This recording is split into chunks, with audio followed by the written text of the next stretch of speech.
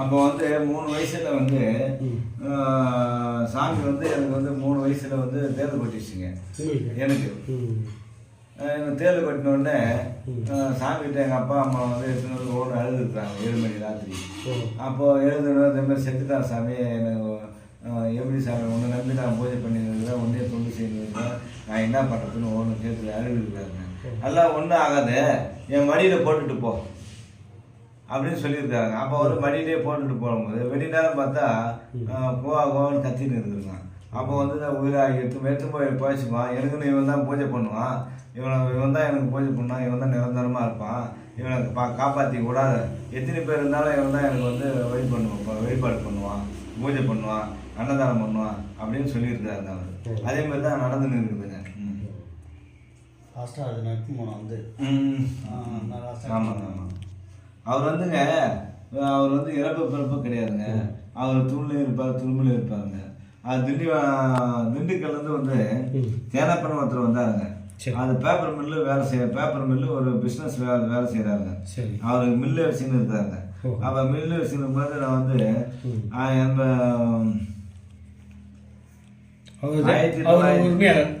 ஆமாம் பேப்பர் அவர் ஒரு பேப்பர் உரிமையாளர் தேனப்பன்.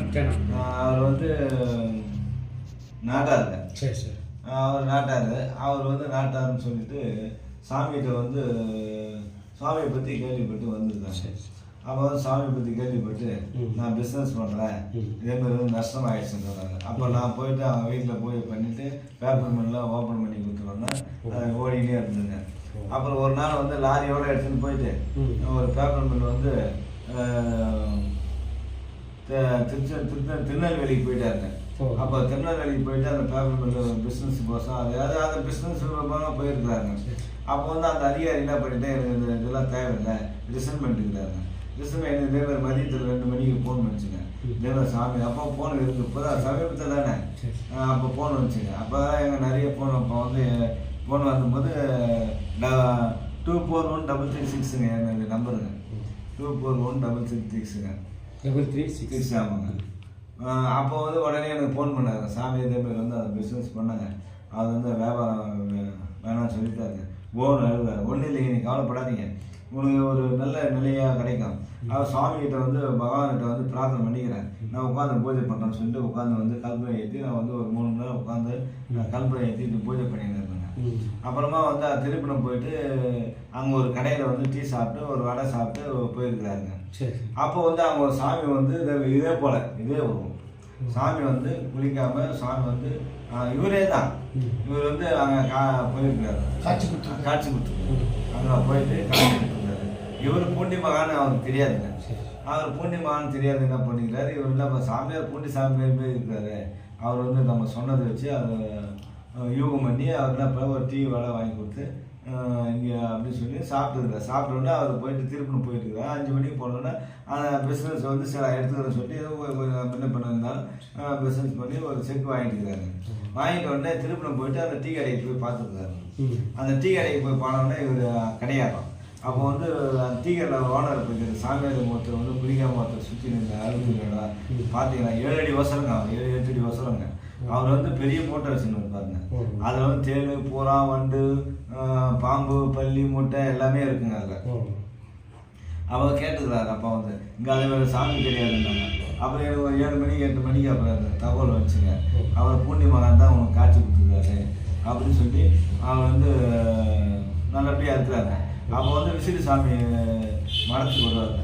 அப்போ விசிறி சாமி வந்து வெங்கல சிலையை வந்து அவர் தான் செய்து கொடுத்துருக்காங்க. அப்போ அவர் சொன்ன வாக்கு தான் நமக்கு தெரியாதுங்க. நம்ம ஒரு முறை 2 முறை போவோங்க. இங்கே வந்து சிறப்பான பூஜை செய்வோம். குழந்தை இல்லாதவங்க குழந்தை பாக்கியம் கிடச்சிருக்கு. திருமண தடனைக்கும் பூஜை பண்ணுவோங்க. சில விஷயங்களை வந்து மகானுடைய வந்து உட்காந்து நம்ம வந்து அவர் வந்து நம்ம வந்து மனசினியமாக வந்து பேச மாட்டாருங்க. நம்ம மனசினியமாக வந்து பூண்டி மகான்கிட்ட வந்து நம்ம வந்து உருகி மனசோட நம்ம வந்து மனசுலேயே வந்து மனசாட்சியோட நம்ம பேசணுங்க. தன்னைத்தானே பிரியத்தானே தெய்வத்தானே நம்ம கையில் யாரும் இருக்குன்னா ஃபர்ஸ்ட் வந்து அம்மாவை வணங்கினாங்க, அப்போ வந்து அப்பா வணங்கினாங்க, அப்புறம் குலதெய்வம் வணங்குங்க. இது வந்து அப்பா அம்மா எட்டும் போய் தான் குலதெய்வத்தை காமிப்பாங்க. அப்போ அப்பா அம்மா எட்டுனது குலதெய்வம் காமிச்சா குரு காமிப்பாங்க. அப்போ குரு காமிச்ச பிறகு தான் தெய்வத்தை காமிப்பாங்க. இவங்க தான் நம்ம உலகமே, இவங்களுக்கு அப்பால தான் எதுவும் கிடையாதுங்க. அண்ணன் தன்னை உணரணுங்க. கடவுள் எங்கே இருக்கிறாரோ நம்ம மனசுலேயே இருக்கிறாருங்க. நம்ம மனசுலேயே வந்து குடிகொண்டு இருக்கிறாருங்க. நம்ம வந்து மனசு சுத்தமாக வச்சுருக்கணுங்க, பரிசுத்தமாக வச்சுருக்கணும். எது இருந்தாலும் வந்து நம்ம கையில் கிடையாது சொல்லி நம்ம போயிட்டே இருக்கணுங்க. பற்றற்ற மகான் இவர் வந்துங்க. இவர் வந்து பெரிய நிலையில் வருவாங்க. ஒரு நாள் வந்து சுவாமி வந்து 1988 வந்து சாமி கும்பாபிஷேகத்துக்கு முன்னே ஒரு மாதத்துக்கு முன்னே சுவாமி வந்து பூண்டி மகான் வந்து ஒரு 4 மணி அளவில் ஒருத்தர் வந்து வந்தாருங்க. அப்போ வந்து சுற்றி பிறகா இருந்து அப்போ யாரும் கிடையாது, முள்ளிலே முளைஞ்சி இருந்தது. அப்புறம் முள்ளிலே முளைஞ்சி இருக்கும்போது ஒருத்தர் வந்து உங்களை போல ஆள் ஒருத்தர் வந்து ஒரு 800 ரூபா 10 ரூபா தாள் எடுத்துன்னு வந்து கொடுத்தாங்க. நாளைக்கே பூண்டி ஏண்டா அப்படியே மனசாட்சி உள்ள பேசுங்க. ஏன்னா அவர்லாம் வந்துங்க பேசினாரு, எனக்கு உத்தரவு கொடுத்தாரு, எனக்கு காட்சி கொடுத்தாரு, இதை சொன்னார், அதை சொல்லக்கூடாது. அது வந்து பலா தப்புங்க.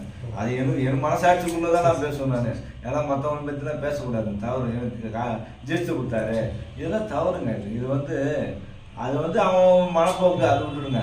அதுக்கப்புறம் சாமி வந்து ஒருத்தர் ஊரை போல் ஒருத்தர் வந்து ஒரு 800 ரூபா கொடுத்தாரு, 10 ரூபா தாளை கொடுத்தாரு. கொடுத்துட்டு நாளைக்கு இது வந்து காஞ்சிபுரத்தில் சிவசாமி என்னுடைய பக்தன் ஒருத்தன் நாளைக்கு ஜோதி ஆக போகிறான், நீ போய் பார்த்துட்டு வரலான்னு சொன்னாங்க. ஆனால் எனக்கு தெரியாதுங்க. இது வந்து என்ன வந்து சிவசாமி காஞ்சிபுரத்தில் சிவசாமி நாளைக்கு வந்து இதுவாக நாளைக்கு வந்து 11 மணிக்கு ஜீவசமாதி ஆகுறாரு. சாமி சித்தி ஆகுறாரு போலாம், ஜீவசமாதின்னு சொல்றீங்க. சாமி நாளைக்கு சித்தி ஆகுறாரு அப்படின்னு சொன்னாங்க. அப்போ வந்து நான் எனக்கு ஒண்ணுமே புரியலைங்க. மனசாட்சியில பேசுறாரு. அது வந்து உணர்த்துறாரு. சாமி வந்து இங்க ஜீவசமாதி. அப்ப ஜீவசமாதி நான் 88 தானே. 88ல காசு தந்து உங்ககிட்ட தான் கொடுக்குறாரு. ஆமாங்க. நாங்கள் வந்து இந்த மாதிரி இந்த நேரத்தில் உட்காந்துருப்போங்க. அவரும் பூர்ணிமா பிரகாரம் கிடையாதுங்க. அப்போ உட்காந்துருக்கும்போது 3 பேர் ஒரு பக்தர் வர்றாருங்க. அந்த பக்தர் வந்து 800 ரூபா கொடுத்துட்டு 10 ரூபா தாளை கொடுத்துட்டு மறைஞ்சிட்டாருங்க. வெளியே போய் மறைஞ்சிட்டாரு. ஆளுங்க மறைஞ்சிட்டாருன்னா வெளியே டக்குன்னு மறைஞ்சிட்டாரு. அப்போ எனக்கு ஒன்றும் புரியல. சாமிகிட்ட உட்காந்து நான் வந்து சில விஷயங்களை வந்து அது எனக்குள்ளே நம்ம பேசுவோம், அவர்கிட்ட உட்காந்து பேசுவோம். அப்போ பேசும்போது நாளைக்கு சிவசாமி ஜோதி ஆப்பறான், நாளைக்கு போய் பார்த்ததானே ஜோதி ஆகும் போடாங்க. எனக்கு ஒன்றுமே புரியலைங்க. யார்கிட்ட போய் சொல்கிறது, எங்கள் அப்பாட்ட சொல்கிறதா, அம்மாட்ட சொல்கிறதா, வர பக்தன்னு சொல்கிறாங்க, உயிரிழக்கிறவங்கள போய் திடீர்னு போய் சொல்கிறேன் சொல்கிறதுன்னு. அப்போ வந்து எனக்கு ஒன்றும் புரியலைங்க. அப்போ என்ன பண்ணேங்க, வந்து காலையில் நைட்டில் வந்து 3 மணிக்கு எழுந்து பூ கழுவேன். நானே பூ கட்டி நானே மாலையெல்லாம் போடுவேன். நானே வந்து அப்போல்லாம் யாரும் வந்து கூட வரமாட்டாங்க ஜனங்க. அதை வழிபாடே ஒரு சேவை மனசோடு செய்வேன்.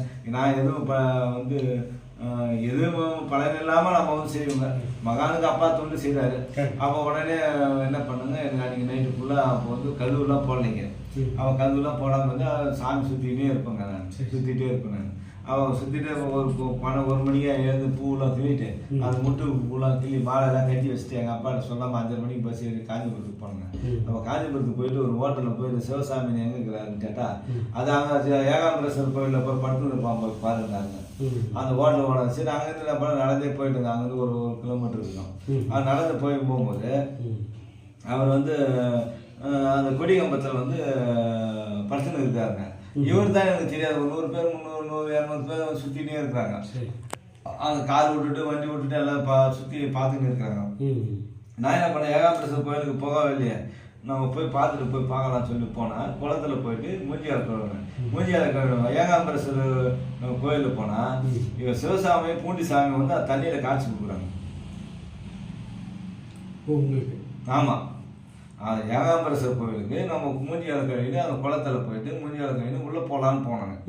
அவன் போகும்போது பார்த்தா அந்த தண்ணியை நம்ம போய் பார்க்கும்போது பூண்டி மகானும் சிவசாமியும் வந்து தண்ணியில் வந்து காய்ச்சி கொடுக்குறது. அதை மேலேயுமே பார்த்தா திருப்பி அது படம் தான் வருதுங்க. பையனுடைய முகம் வருதுங்க. சாமி காய்ச்சி கொடுக்குறது அங்கே இருக்கு. ஆமாம், 2 பேரும் தண்ணியில் 2 பேரும் தெரியுதுங்க. அப்புறம் என்ன பண்ண, உடனே வந்து நம்ம மூஞ்சிக்கால கைகள்லாம் கழுவுலைங்க. அப்படியே வந்து நிறுத்திட்டேங்க. நிறுத்திட்டு நான் வந்து உடனே என்ன பண்ணேன், சரி கோயில் போட்டால் இங்கே யாரும் சாமி ஒருத்தர் ஜோதி ஆகிறாரா, அதனால் கோயில் நான் திறக்க மாட்டேன்னாங்க. உடனே அப்போ நேராக போயிட்டு அவர் ஒரு டசனு ஒரு மில்க் பிஸ்கெட் ஒரு பாக்கெட் எடுத்துன்னு ஒரு திருநூறு கொஞ்சம் ஒரு 100 கிராம் திருநூறு எடுத்துன்னு நான் எடுத்துன்னு போயிட்டாங்க. அப்போ தான் அந்த கொடிகம்பத்தானே போனேன். போனேன்னா ஒரு 11 மணி இருக்குங்க. அது டைம் சொல்ல முடியாதுங்க. அப்போ போயிட்டு நாங்கள் போயிட்டு பார்த்தா கொடிகம்பத்தாண்ட கண்ணை மூலம் அப்படியே பார்த்துன்னே இருக்கிறாங்க. அந்த திருநூறு அந்த பழமும் அப்படி வச்சுட்டு பாதத்தில் பட்டினா ஜோதி ஆகிட்டார்.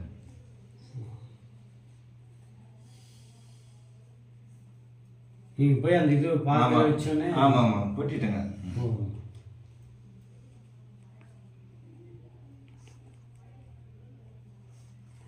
இது இப்ப சாமி வாழ்ந்த வீடும் பக்தர்கள் பார்க்கறதுக்கு